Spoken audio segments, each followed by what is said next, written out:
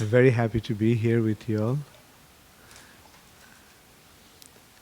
There was a time when I used to come to Melbourne quite frequently, at least once a year, sometimes twice a year.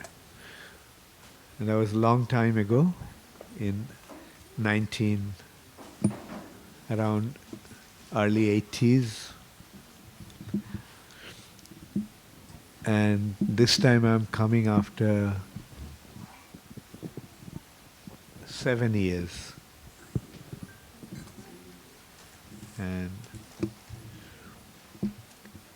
I'm very happy to see, very impressed to see that so many of you have come forward and accepted Krishna consciousness.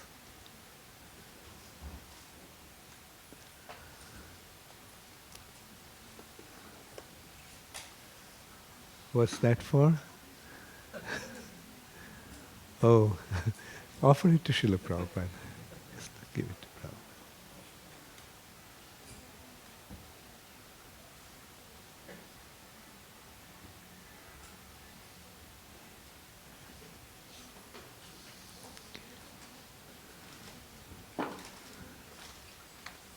So,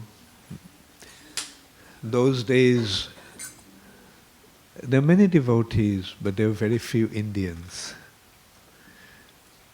And today I can see that there are so many of you from India. That's obviously very enlivening. And it would be nice to see the equal number of Australians also. Because Srila Prabhupada created the International Society for Krishna Consciousness. In that respect, I recall one incident when Srila Prabhupada was in Kenya, in Nairobi. Devotees there brought important Indians to come and meet Srila Prabhupada. Prabhupada was naturally happy to meet them. But when they left, Srila Prabhupada called those devotees and asked them, did I come to Africa to meet the Indians? Where are the Africans? So the devotees next day went out and got the Africans to come and meet Srila Prabhupada. In a way, I was also thinking that Prabhupada would ask here, I came to Australia, where are the Australians? So please make it a point to invite the Australians also to come to this program. Because this Krishna consciousness movement meant for only some certain groups of people, or it's meant for everyone? How many of you think that Krishna consciousness is for everyone? Yes. Therefore, we must make it available to everyone. People may not recognize that. People may not understand the importance of Krishna consciousness, but we have to make them understand. How many of you are convinced about Krishna consciousness? How many of you think that this is the most important thing that a human being can be involved in? Can you raise your hands a little higher so that I can see better? Thank you. So, now if you found something that is very, very precious, that is very, very valuable, that's very important for everyone, will you just keep it to yourself? How many of you want to just keep it for yourself? When you get something very precious, very valuable. No one. I can see that you are very generous personalities? And how many of you want to distribute it to others? Thank you. So Krishna consciousness is the most precious thing, most important thing, is the rarest thing. Not only in this material nature, is the rarest of all objects, even in the spiritual domain, in the spiritual sky. So when you got this very precious spiritual wealth, we should distribute it to others. Krishna came and did it. But in order to do that, Krishna had to assume a very special identity. And who is that Krishna? Sri Chaitanya Mahaprabhu. Krishna himself couldn't distribute it in this way. In order to distribute this most precious spiritual object, Krishna became a devotee. That is Sri Chaitanya Mahaprabhu. Now, when we are representing Sri Chaitanya Mahaprabhu, when we are following Sri Chaitanya Mahaprabhu, what should be our mood? Miserly or magnanimous? Magnanimous. Therefore, please make it a point to distribute Krishna consciousness to everyone. We are in Australia, so we must have the Australians to come and participate. Take it. Indian population is only few, but the Australian population is the majority. So when the Australians take to Krishna consciousness, what will happen? We'll need probably 1,000 temples like this in Melbourne. And won't it be wonderful? Thank you very much. Who is playing the mridanga? Okay. Jaya Radha Madhava Kunja Vihari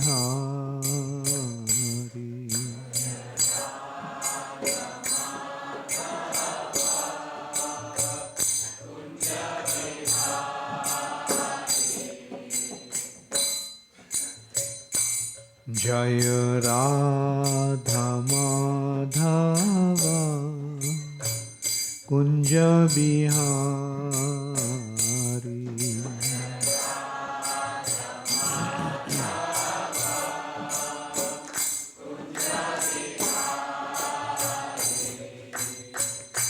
Gopijana Vallabha Girivardhari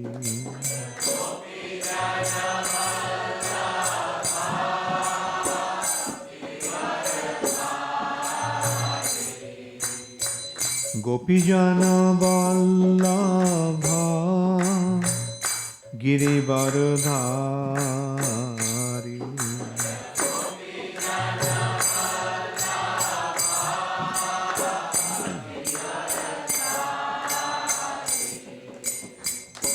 Jashodanandana Brajajana Ranjana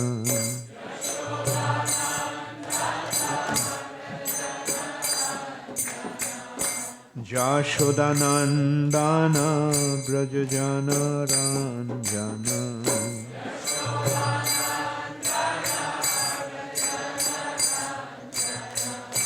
Jamuna Tira Vanachari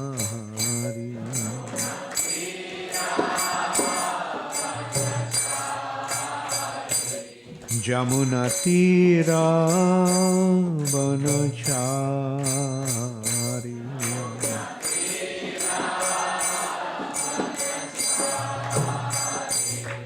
Jaya Radha Madhava Kunja Vihari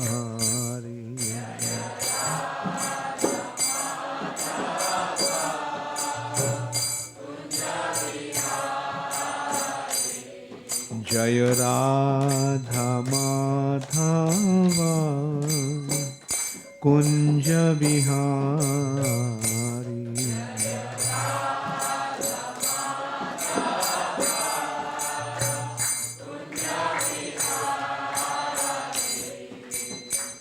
Gopijana Vallabha Girivardhari.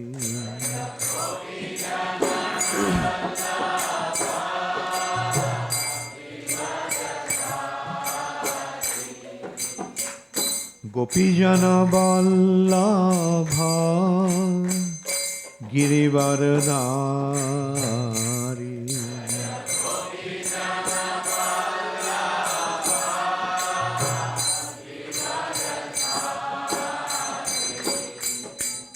Jashodanandana Brajajana Ranjana.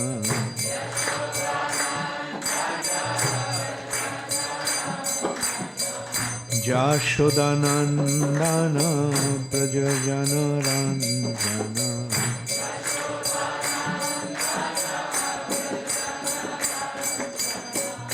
Jamuna Tira Vanachari.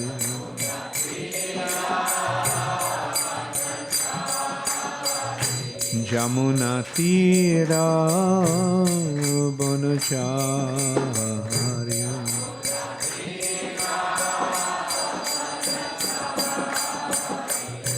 Jaya Radha Madhava Kunja Bihari.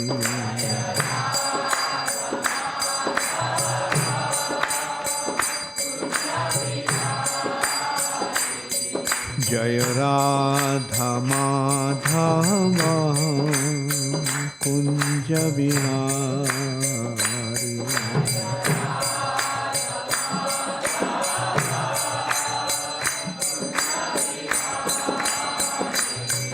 Hare Krishna, Hare Krishna, Krishna Krishna, Hare Hare, Hare Rama, Hare Rama, Rama Rama, Hare Hare.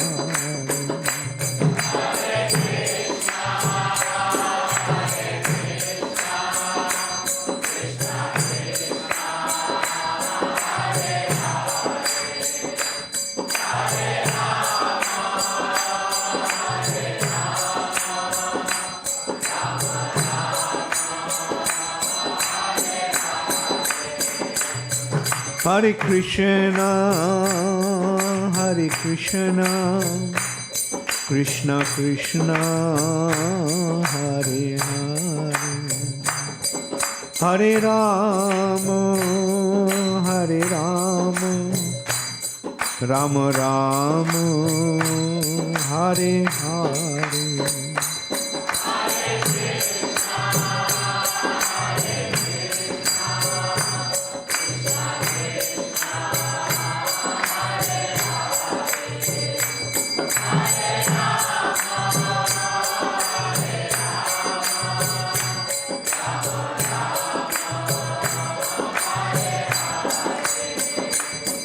Hare Krishna, Hare Krishna, Krishna Krishna, Hare Hare, Hare Rama, Hare Rama, Rama Rama, Hare Hare.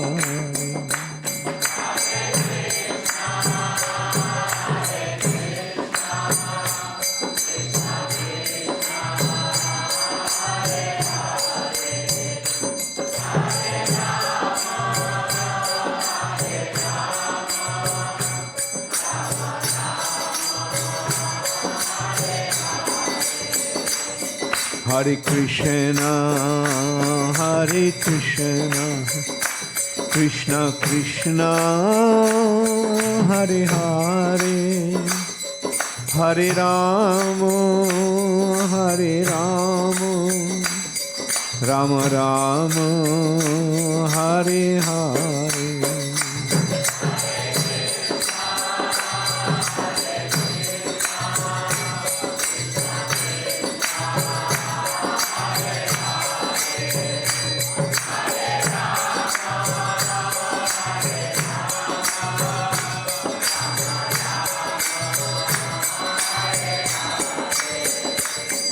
Hare Krishna, Hare Krishna, Krishna Krishna, Hare Hare, Hare Rama, Hare Rama, Rama Rama, Hare Hare.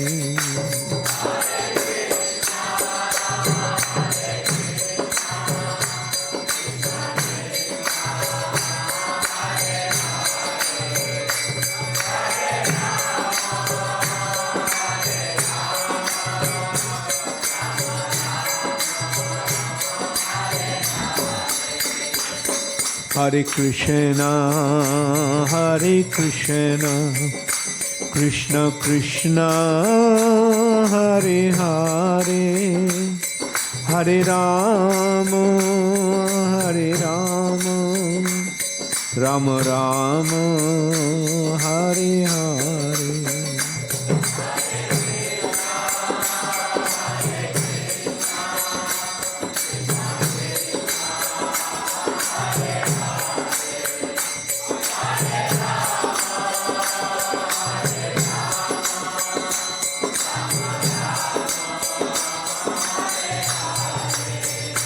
Nittai Gaur Hari Bol, Hari Bol, Hari Bol, Hari Bol.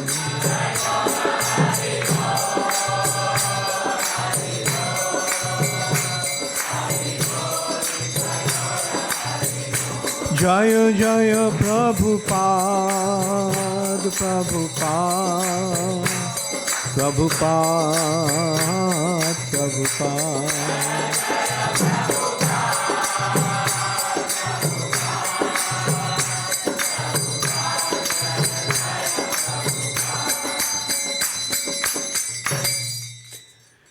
Jayong Vishnupad Paramhansha Paribrajukacharya Ashtottar Shatu Shri Srimad Abhay Charanaravindo Bhaktivedanta Swami Prabhupada Ki Jai.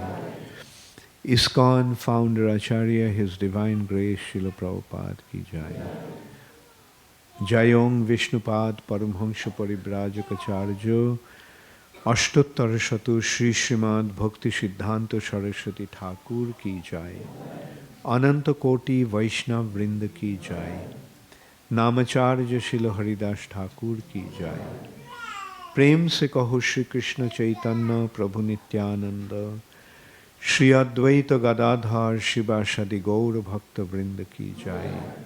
Shri Shri Radha Krishna Gopinath Shyam Kunda Radha Kunda Giri Govardhan Ki Jai.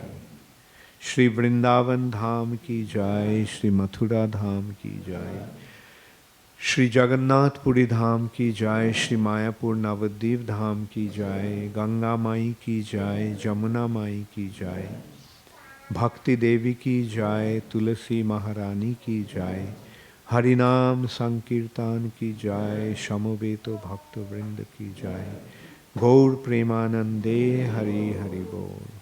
All glories to the assembled devotees, all glories to the assembled devotees, all glories to the assembled devotees, all glories to Sri Guru and Sri Gaurango, all glories to Srila Prabhupada. Namo Vishnupadaya Krishna Prishtaya Bhutale Srimate Bhaktivedanta Swami Niti Namine Namaste Saraswati Deve Gauravani Pracharine Nirvishesha Shunnavadi Paschatta Vishvatadina. Srila Prabhupada Ki Jai. Yeah. Hare Krishna. Can you all move forward a little bit? At least that will make the atmosphere warmer. And we need it in this cold Melbourne. Please come forward.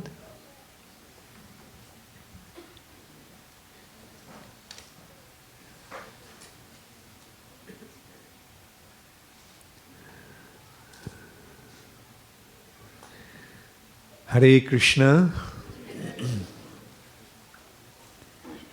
So, I've been asked to speak on a very relevant and important topic,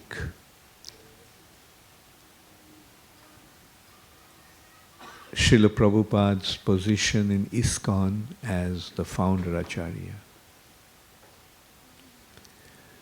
For many years, the governing body of ISKCON had been considering this very important consideration for the proper propagation of Krishna consciousness through ISKCON. And we also felt that to hold ISKCON together, this factor is very, very important and essential.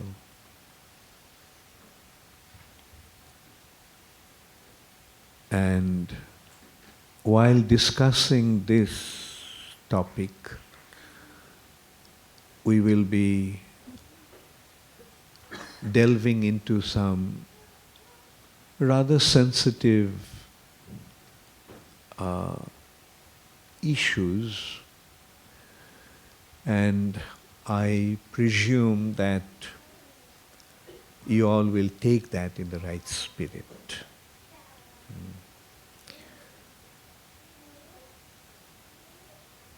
Generally, when we come and speak to a gathering, like we generally discuss about general philosophy and Krishna's pastimes and so forth.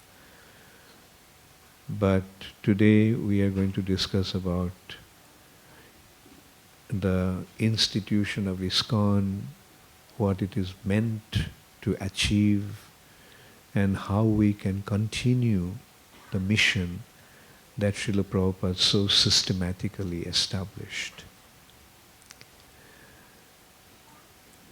With the consideration that you all are loyal members of ISKCON, and how many of you identify yourselves as members of ISKCON? Please. Very good. So that is important because it's a kind of a topic that we are going to discuss with our own people. This is not something that we are going to go out and tell people. This is something that it's a family business, the family topic. The family topics you don't go to the marketplace and discuss. The family topics you generally discuss within the closed doors with the inmates of the family. So,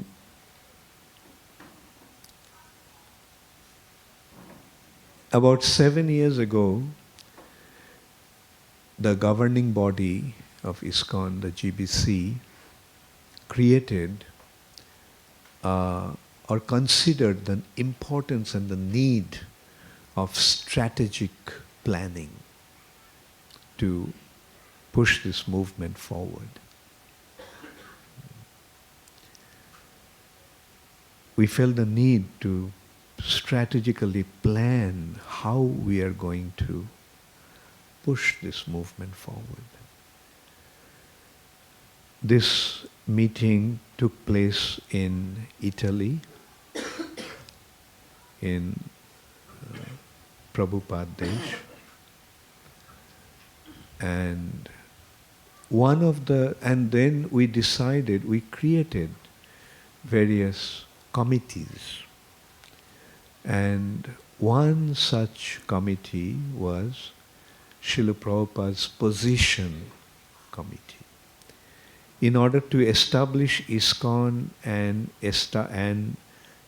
expand the mission of ISKCON, we needed to plan in a systematic way, in a strategic way, and we needed to create various committees to achieve that.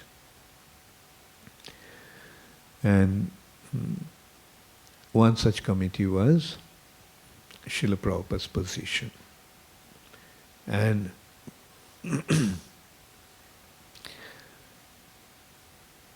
Srila Prabhupada's position in ISKCON as the Founder-Acharya.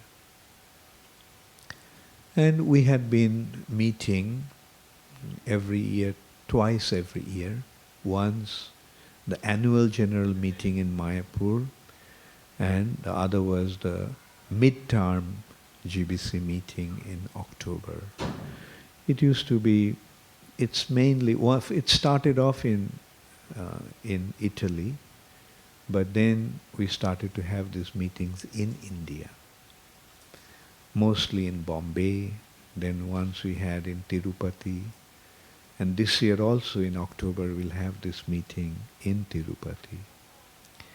And in these 2 meetings a year, we had been discussing about the topics that we have been assigned with. Like for example, we were in the committee of Srila Prabhupada's Position. And then we had in-depth discussions, extensive in-depth discussions.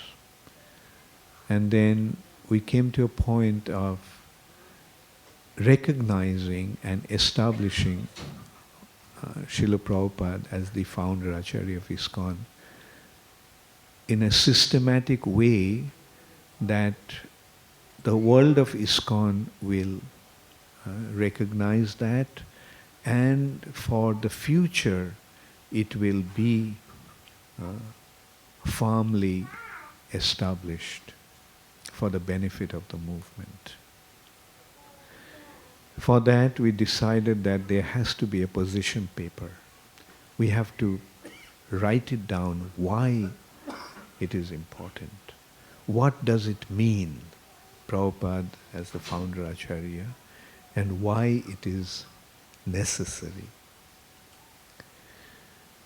Then about 3 years back, one of our very brilliant member of our society, Ravindra Sarup Prabhu, is a profound thinker and a prolific writer. He actually came up with some points. He put these points together. What we discussed for so many years, he put that into few points. And that was only about 4 or 5 pages, came to only 4 or 5 pages. And then we felt the need of expanding that concept.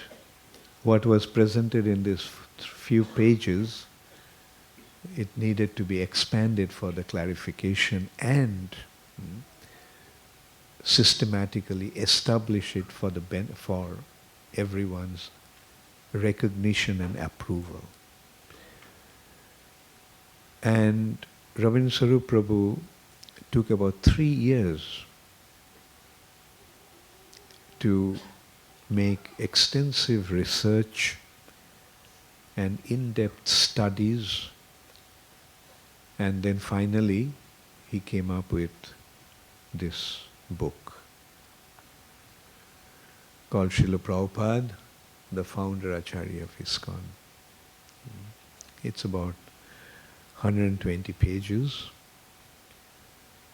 So you can well imagine when such a brilliant personality takes about 3 years like how extensively he must have researched and studied. And mind you, Rabindranath Swarup Prabhu is one of the most brilliant devotees of ISKCON. He's a PhD from University of Pennsylvania, which is a very, very prestigious university. And so we have come out with this book.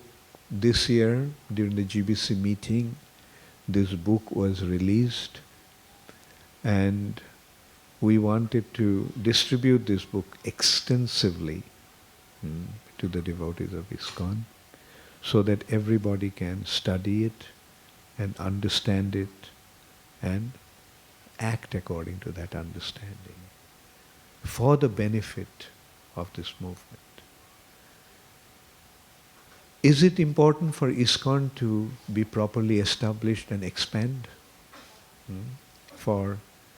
Like in simple words we can say that is it important for ISKCON to be properly established for the benefit of the world? Like the whole world is suffering today. The whole world is ridden with so many crises. Now, so far, did anybody found any solution to these problems? Various leaders, political leaders and other kind of leaders are trying, I'm sure they're trying their best, but so far they haven't been able to find any solution to the problems. The problems are not decreasing, the problems are increasing with the passing of time.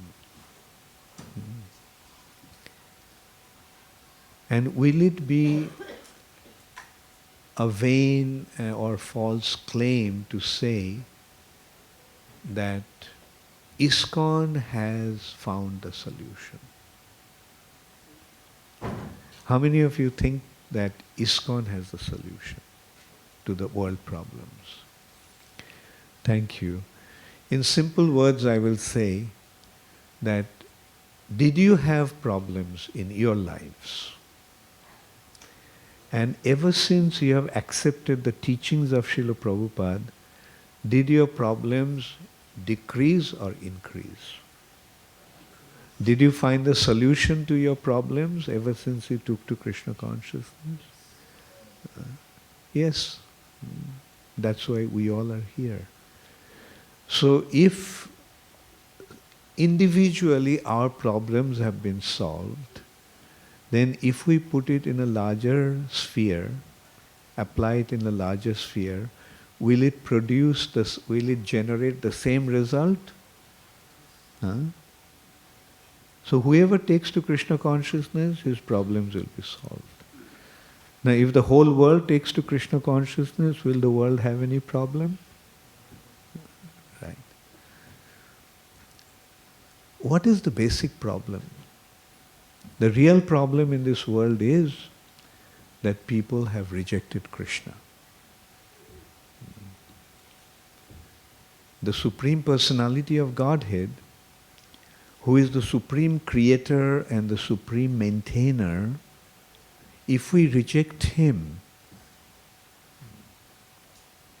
can there be any peace and prosperity in our lives? If I go to your house and stay in your house but don't accept your authority, your ownership of the house, can I live there peacefully? And very soon you'll kick me out. Right? Now we are living in the house of Krishna, the Supreme Personality of Godhead. He is the creator and He is the maintainer. He is supplying everything that we need. And we don't want to accept Him. So how can there be peace in our life? So is it surprising that this world is full of problems today? That they have because they have rejected Krishna. Now what is the solution? Solution is very simple. Just accept Him. And especially when that personality who is not only the Supreme Creator and the Supreme Proprietor, but He is our dearmost friend. He is our Supreme Father. We are living in our Father's house, who is taking care of us in all respects. So why shouldn't we accept Him? He is our dearmost friend. He is our Supreme well-wisher. He is supplying everything that we need. But still we don't want to accept Him. So naturally our lives will be full of problems. And the solution is very simple. Just accept Him. And as we discussed, like when I asked you, did your problems get solved? And most of you answered yes. And why did it get solved? Because you have accepted your dearmost friend and Supreme Father. Because you have accepted Him, since you started to see everything in that perspective, in that light, you begin to see how wonderfully He arranged everything, and we don't really have to worry about anything. He is taking care of us in all respects. So when we have someone who is taking care of us in all respects, how can we possibly have any problem? Like before we even recognize that we need something, He is supplying it. Right? Just consider, a child is born. A child is born, he naturally needs food. And immediately the food appears for the child in the mother's breast. Who made this arrangement? Did the mother make the arrangement? No. Mother didn't even know that how it's happening. But it happens. We need oxygen, and we are taking oxygen and giving out carbon dioxide. If the process continued, then one day, someday, the whole atmosphere would have been filled with carbon dioxide. But did it ever happen? Why not? Because the trees and plants are taking carbon dioxide and giving back oxygen to us. Now tell me, who made this arrangement? We didn't even think about it. But this arrangement is there. Who made this arrangement? So the personality who is taking care of us in this way, why shouldn't we surrender unto Him? Why shouldn't we depend upon Him and remain grateful to Him? That's about all that is needed. Recognize what He is doing for us and remain grateful to Him for that.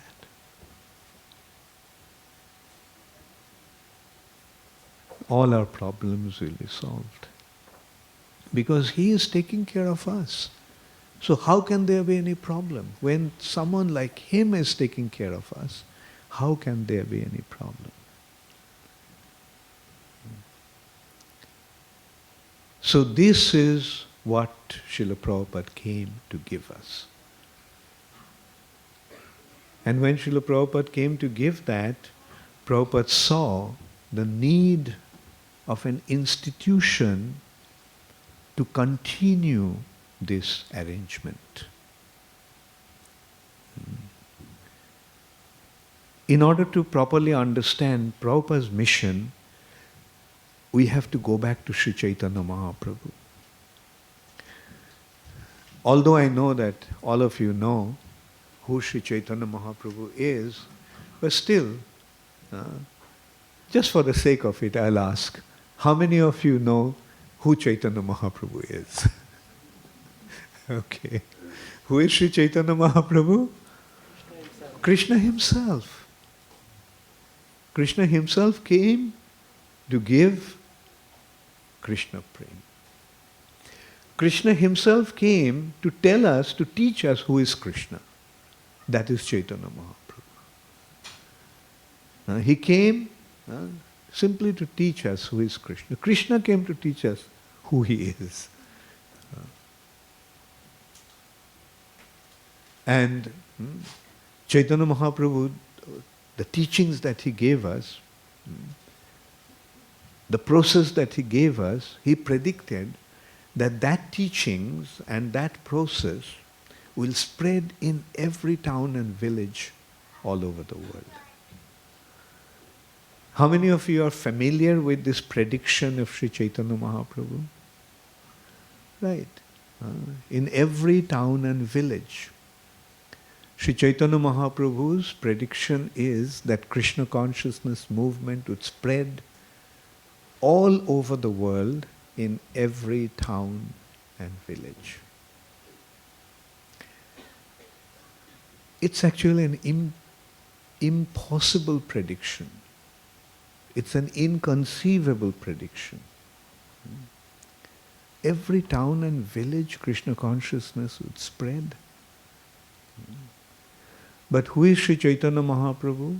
Chaitanya Mahaprabhu is the Supreme Personality of Godhead. Can the words of the Supreme Personality of Godhead go in vain?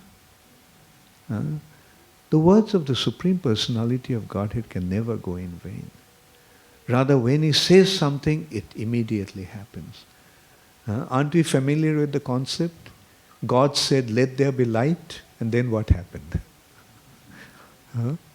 There was light. This world is in darkness. This material nature is full of darkness. It's a world of darkness. But he said, "Let there be light." And there was light. So that's how he acts. That's his ability. That's his capability. He says something and it happens. He said Krishna consciousness movement would spread in every town and village, and we can rest assured that it will happen. At least we don't have to have any, we cannot possibly have any doubt, because we have seen what Srila Prabhupada has done. It's actually the greatest miracle that the world has ever seen. In 10 years' time, Srila Prabhupada spread Krishna consciousness movement all over the world. Just in 10 years' time. And that also, he started this movement at the age of 70. He established ISKCON when he was about 71 years old. He established ISKCON, and within 10 years' time, Srila Prabhupada established this movement all over the world. In 1966, Srila Prabhupada established ISKCON in a small little storefront, probably, 1/4 the size, maybe even less than that, 1/6 the size of this hall. Small little storefront. About this long and this wide. And a few American young boys and girls came forward to being attracted by him. Prabhupada decided to start an institution. And how did he name that institution? Mind you, a small little storefront in the insignificant Lower East Side of New York. But he names it the International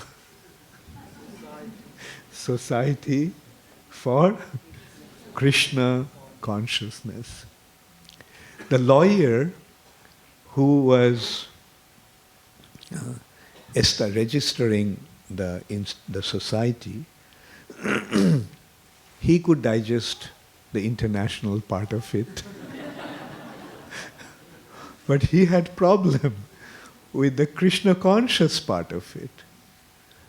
So as a genuine well-wisher, he advised Prabhupada that please, rather call it the International Society for God Consciousness. And Prabhupada's followers, few young Americans, those who are actually there to sign as the witness or trustees or whatever, directors, they also felt that's quite a valid point. Prabhupada should name it as the International Society for God Consciousness. But Prabhupada held his ground. Prabhupada was adamant. No, the International Society for Krishna Consciousness. And Prabhupada said, I have come here to make everybody understand that Krishna is God. People speak about God. People show their allegiance to God, but they don't know who God is. I have come here to make them understand who God is. And that's what Prabhupada came here for. He came to give everybody the perfect understanding of who God is. In a half-joking way, while Srila Prabhupada was addressing some press reporters, he said, if you want to know about God, you can come to me. I can tell you who He is, what He looks like, what His name is, where He lives, what He does, and I can even give you His telephone number.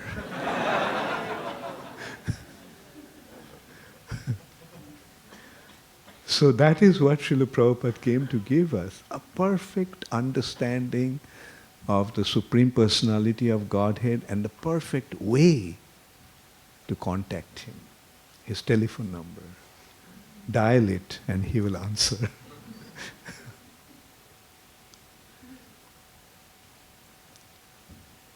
So this is how Srila Prabhupada started this movement.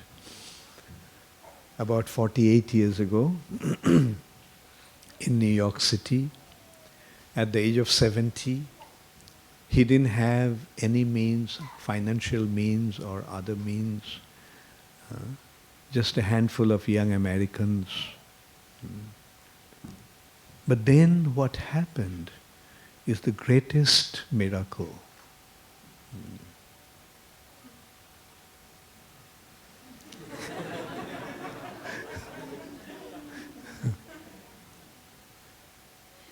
Is this the sign of approval?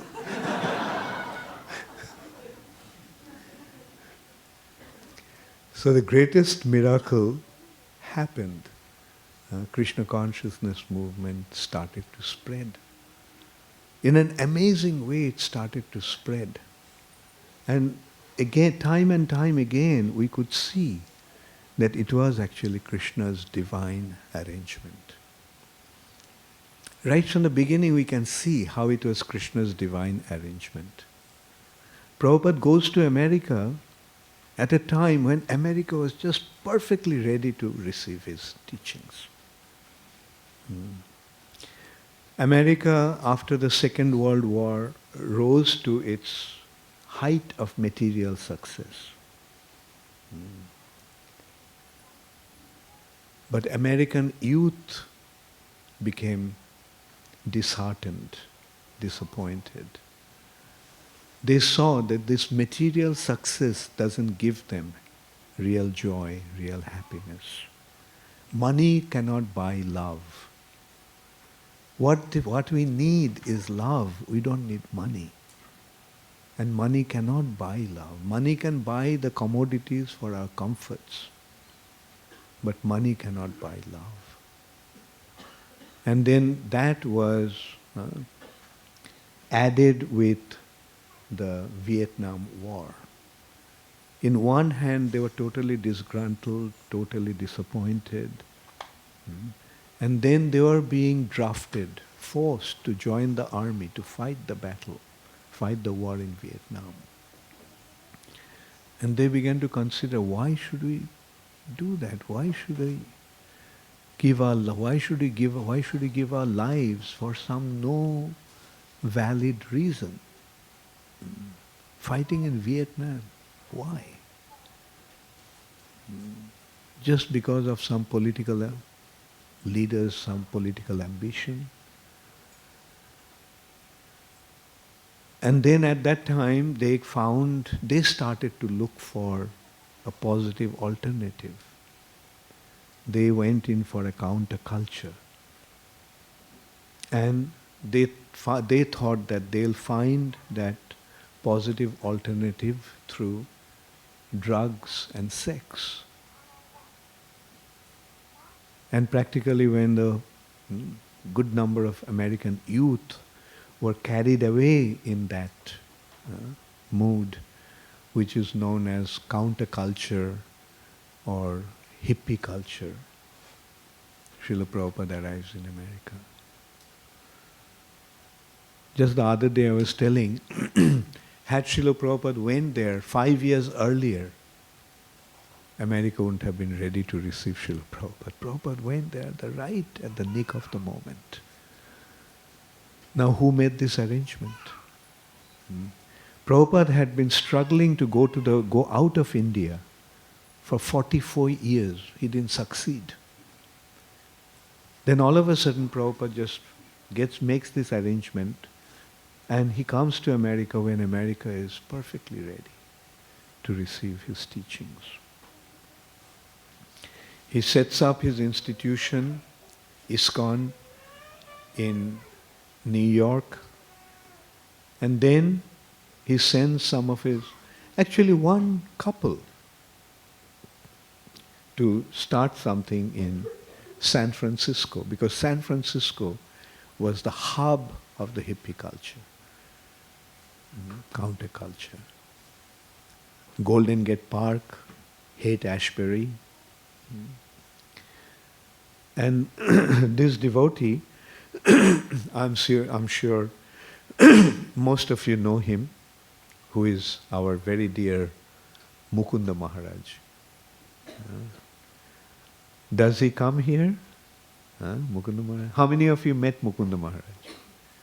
Very good. Mukunda Maharaj spends his time in New Govardhan Farm most of the time. Mukunda Maharaj actually played a very, very significant role in Prabhupada's mission. He is the one who got the 26 Second Avenue for Srila Prabhupada. And then Prabhupada told him and his wife, Janaki, to go to the West Coast and start something like that, find some place like that. Then Mukunda Maharaj joins up with two of his friends. One of his friends actually at the beginning, Shamsundar Prabhu. And together they go to San Francisco and get a place for Srila Prabhupada, somewhat similar to the 26 Second Avenue, a storefront. And Prabhupada started his San Francisco chapter there. And then it created an amazing sensation among the youth of that place at that time. And then after that, one after another center started to come up. Boston, New Orleans, Boston, Toronto, Montreal, Denver.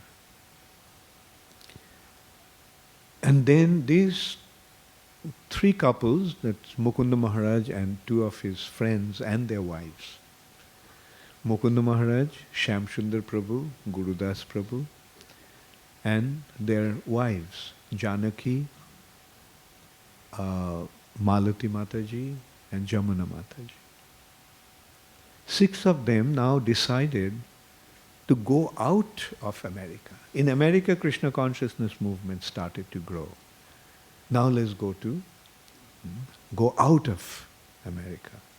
Now what is the most appropriate place to go to? London. They also went there in a similar way as Prabhupada went to America. No money, no certainty, no place to stay, no arrangement, no prior arrangement. They go there. They didn't have enough money to go there, to fly straight to London, because the flights to London was more expensive than flights to Luxembourg. Those days there used to be cheaper flights. Maybe still now you get those cheap flights to Luxembourg and Amsterdam. So they flew to Luxembourg, thinking that because it will be cheaper. And then they decided to cross the channel from Amsterdam. But then when they went to Amsterdam, they found out that in order to enter into England, enter into UK, they had to show a certain amount of money. Otherwise, they won't allow them to enter the country.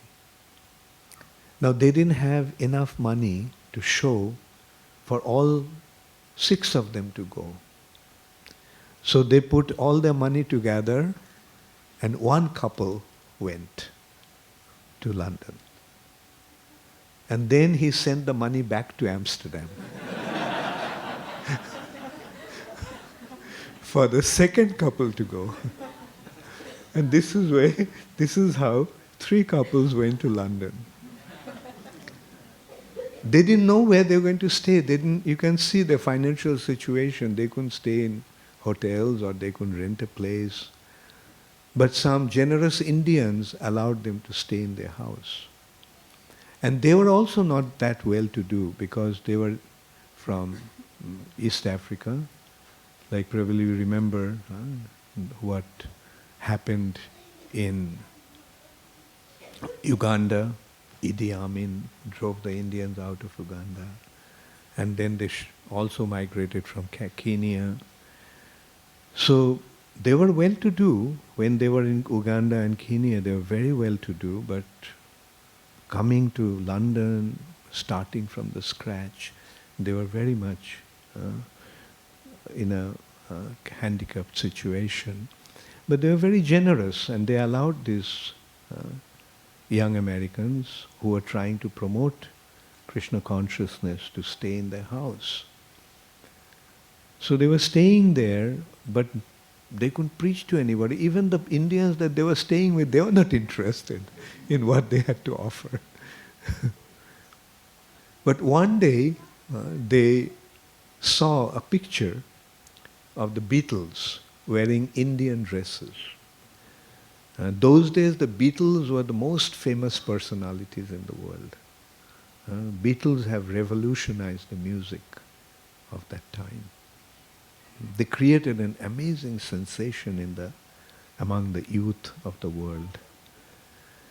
And and the Beatles became interested in yoga, and they went to Maharishi Yogi's ashram, and they spent some time learning transcendental meditation. And George Harrison and John Lennon was taking sitar lessons from Ravi Shankar. So this is how they had been affected by the Indian culture. So they saw them dressed, a picture showing that they are dressed in Indian clothes. So they felt that they will probably be a right candidate for them to approach. But meeting Beatles were not so easy.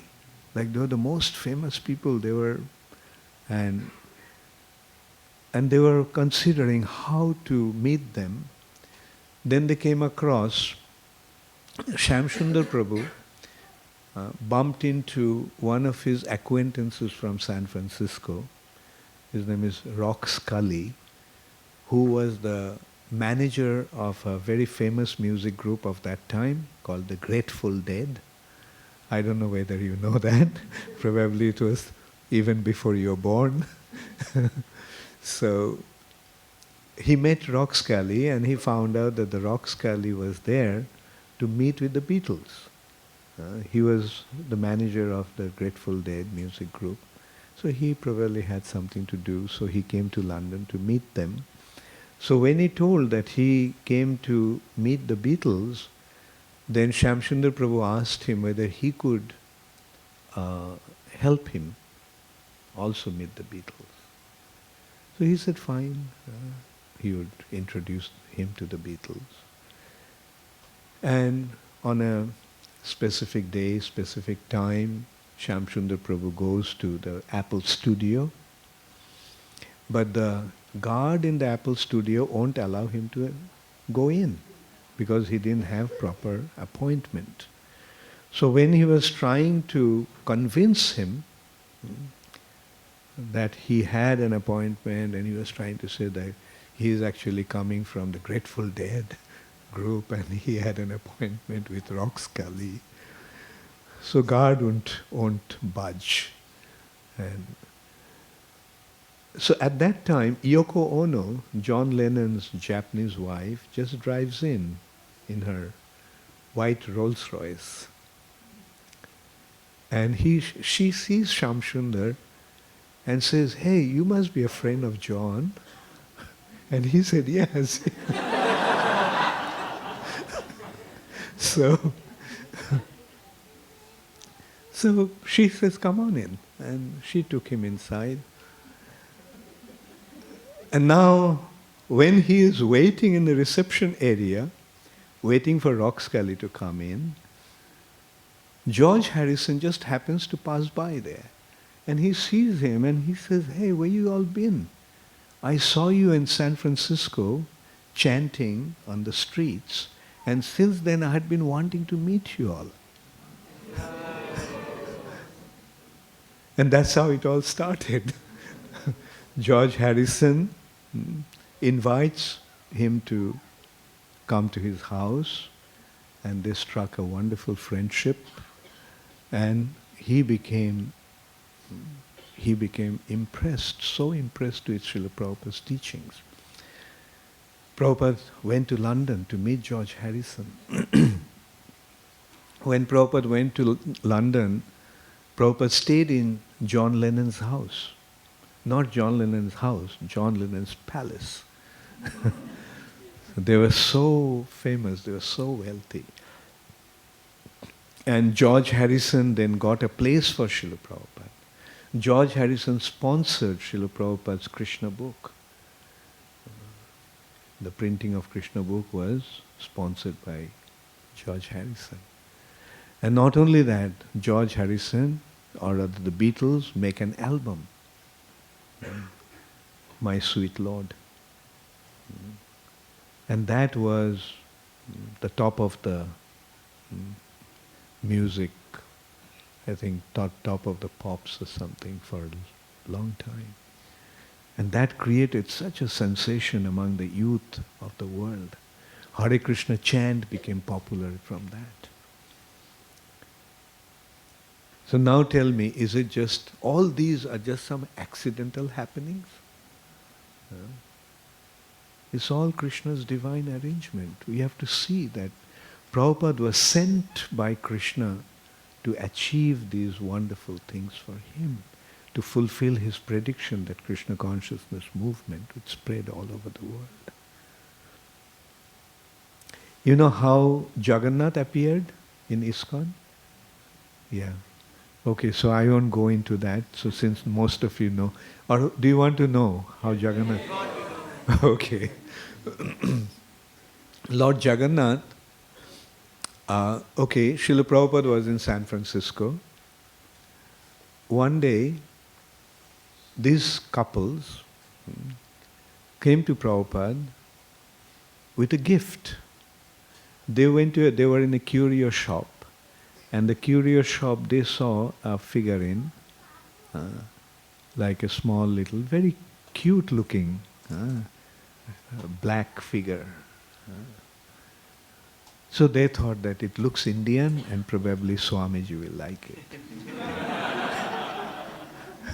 So they brought that to Srila Prabhupada, and to their amazement, Srila Prabhupada immediately got up and offered obeisances. Then Prabhupada asked him if there were some other figures like that here. And they said, yes, there was 2 more other figures. Prabhupada said, get them. And who they are? Jagannath, Baladev, Subhadra. Now, is it just a chance happening? Okay. Then Prabhupada tells Shamsundar, who knew how to carve wood, Prabhupada asked him to make a bigger deities according to those figures. And they were the first deities that were established in ISKCON. Jagannath, Baladev, Subhadra appeared on their own in this way. And then one afternoon, then devotees started to worship. They were having programs in the temple, worshipping the deities. One afternoon, Prabhupada came to the temple and he found that Jagannath is missing. So he became very surprised and quite annoyed. What happened? And then Prabhupada was told that the devotees have taken Jagannath to Golden Gate Park. So Prabhupada immediately went to Golden Gate Park, quite annoyed actually, that because of their whimsical act. But when Prabhupada went there, his heart melted. He saw these young boys and girls are chanting and dancing around Jagannath. Then Prabhupada told them, if you want to take Jagannath out, then there is a way of taking him out, not whimsically like this. You have to take him out with proper ceremony. And so then Prabhupada showed them how to take Jagannath, Baladev and Subhadra out. They've rented a flatbed truck, decorated the flatbed truck, and placed Jagannath, Baladev, Subhadra on the truck, and they pulled the truck, tying with a rope. And it was not a truck, it was actually a flatbed, what should you call it? Trolley? Not the lorry, the engine was not there. The car part was just the platform.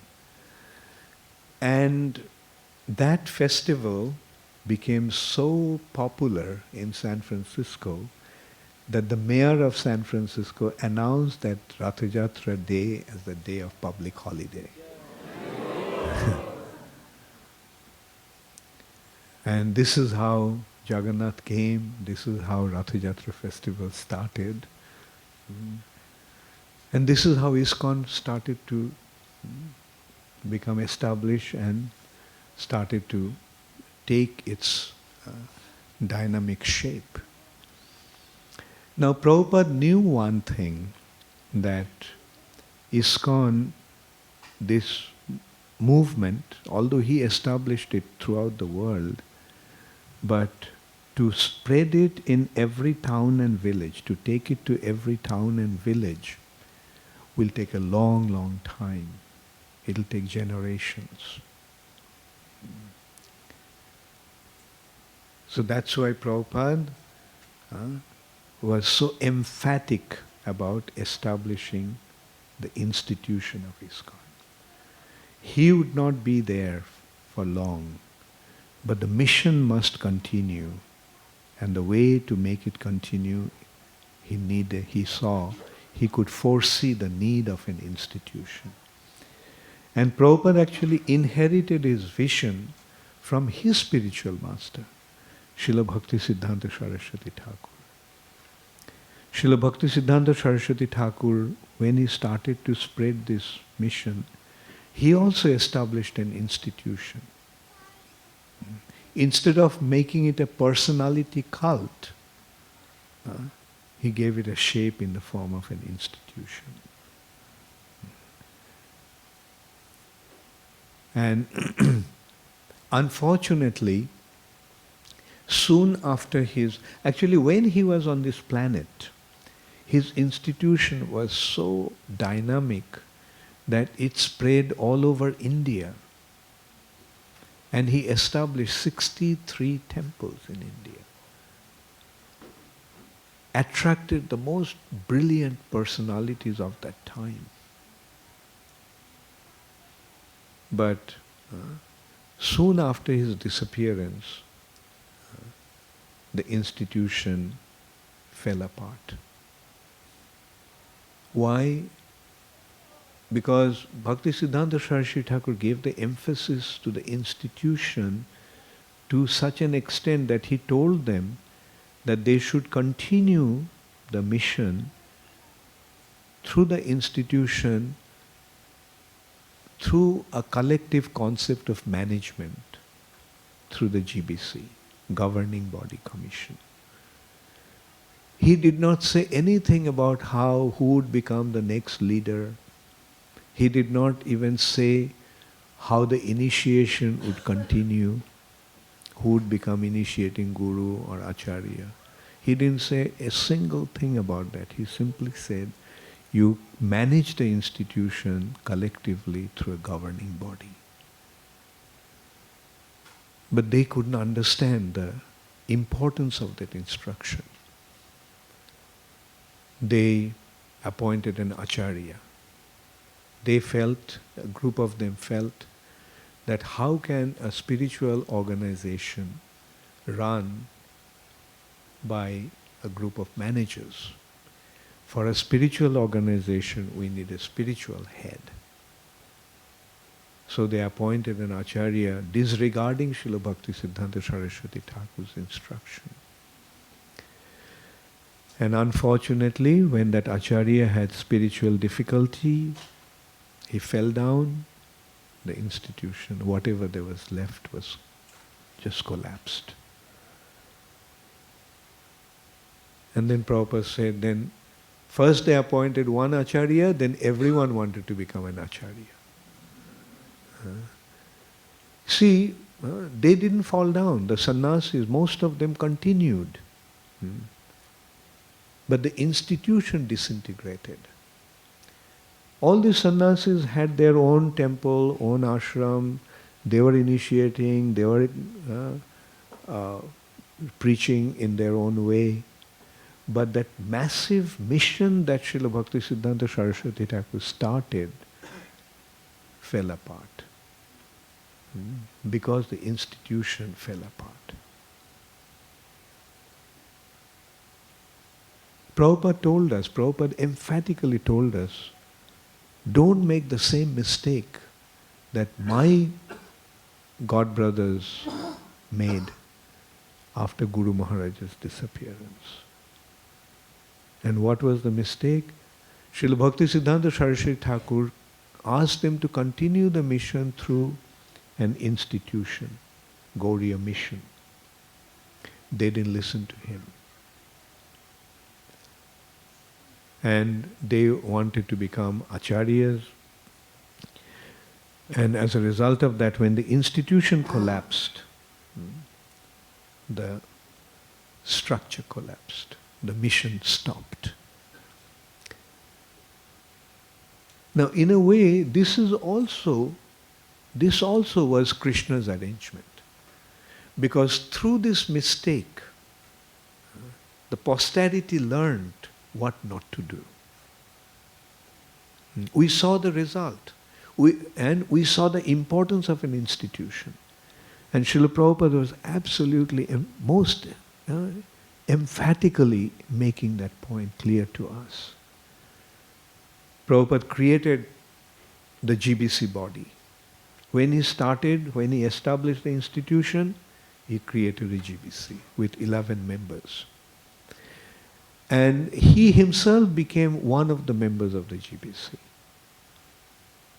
Although he is the head of the institution in one hand, but to establish the importance of the GBC, he acted as a member of the GBC with a single vote. And at the same time, Prabhupada also was very emphatic about his position as the Founder-Acharya. Like Prabhupada, in one hand, Prabhupada was so humble that whenever somebody gave him some credit, Prabhupada didn't accept that credit. He just passed it on to Chaitanya Mahaprabhu and his Guru Maharaj. I personally saw some press reporters in a press conference were interviewing Srila Prabhupada, and one of the reporters were very eloquently glorifying Srila Prabhupada, saying, Prabhupada, you have done something that even Chaitanya Mahaprabhu didn't do. Chaitanya Mahaprabhu spread Krishna consciousness only throughout India, but you spread Krishna consciousness all over the world. Prabhupada's immediate response was, no, I haven't done anything. My Guru Maharaj and Chaitanya Mahaprabhu did everything. They simply gave me the credit. That is how humble Srila Prabhupada was. But then again, I had another experience. In Bombay, the Juhu temple was being constructed. At that time, it was a big sensation there, big news. And some newspaper had a full-page article on our Bombay temple construction. Juhu temple was being constructed at that time. And Tamal Krishna Maharaj was Prabhupada's secretary at that time. He took that newspaper and he was reading out to Srila Prabhupada. Then Prabhupada asked him, who gave the interview? Then the devotee who was heading that project, a sannyasi, Tamal Krishna Maharaj told him that he actually gave all the reports. Then Prabhupada called him. And Prabhupada was very, very angry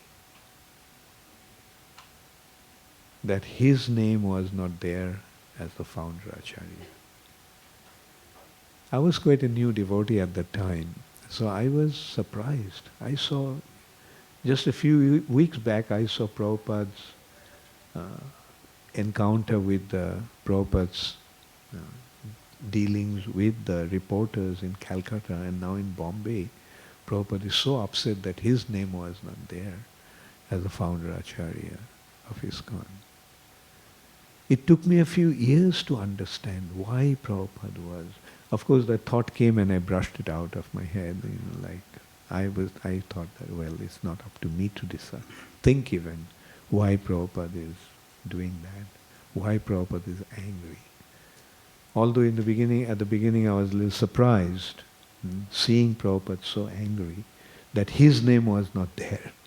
That's how it came to me. But then I felt that, well, whatever Prabhupada does is perfect. And later on I realized that Prabhupada did that not for his own aggrandizement. Prabhupada did that for the sake of the institution's integrity. Because these two factors are essential for an institution. The head of the institution and the managing body of the institution. ISKCON, 37 years after Srila Prabhupada's disappearance, is still going strong. Why? Because of the GBC concept, collective concept of management.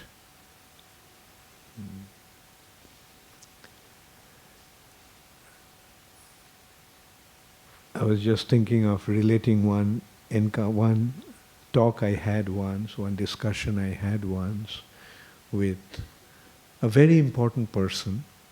He was considered to be the richest Indian. I'm sure you heard of Hindujas. The eldest Hinduja is Srichad Hinduja. Once Srichad was telling me that how Prabhupada was a genius even as a manager. And he said that the concept of management that Srila Prabhupada gave is perfect. And he related to that the leaders had difficulties in ISKCON. He knows, he's quite close to us. He goes to our London temple every morning whenever he's there. Wherever he is there, he visits ISKCON temple every morning, if there is a temple there. So he knows his ISKCON's history. He knows that many leaders of ISKCON had spiritual difficulties. And he knew how influential those leaders were. And he was telling that we could withstand those difficulties because of the collective concept of management. The institution was not depending upon one or a few handful of individuals in leadership. The institution was being sustained by a group of managers. So if one of them, if one leader had difficulty, the rest of the society, rest of the body was there to absorb the shock or even to deal with him. Difficulties have been there, but because of this collective concept of management, the institution has remained unaffected. So this is how we saw that the importance of this collective concept of management. And that's why ISKCON is still not only united and together, but it is growing, it's expanding. When Srila Prabhupada left this world, left this planet, we had 108 temples. Today we have more than 500 temples worldwide. That shows, in spite of our difficulties, in spite of our crisis, the movement is growing. And so this is because of this collective concept of management through the governing body commission. And also another way to look at it, the Prabhupada gave the perfect system. Like the temples are the unit. And the temples are managed by the temple president. That is Prabhupada's arrangement. The temple president is the head of the temple. And it's his responsibility how he is going to manage the temple. He didn't want the GBCs to, although they're the leaders of the movement, but he didn't want the GBCs to get involved in the management of the temple. He wanted the GBCs to see that the spiritual standard is maintained. But the responsibility was lying with the temple presidents, with his body, with his group of devotees, like vice presidents, secretaries, treasurers, departmental heads of different departments of the temple. So that again is another unique arrangement of Srila Prabhupada. This leads, this kind of gives ISKCON an unlimited scope to grow. Because individuals will take initiative, open temples as they did during Prabhupada's time, and the temple presidents are the responsible for managing the temple. Jai Shri Shri Gaur Nitai Ki Jai. So now the Aratik, actually what should I do? Aniruddha Prabhu, are we meeting tomorrow again? Okay, so tomorrow we'll continue again. Do you think should I continue tomorrow? Or you got tired of me already? Okay, then let's have the kirtan, let's have the arati, and tomorrow we'll meet again and we'll continue. Thank you very much. Hare Krishna. All glories to Srila Prabhupada.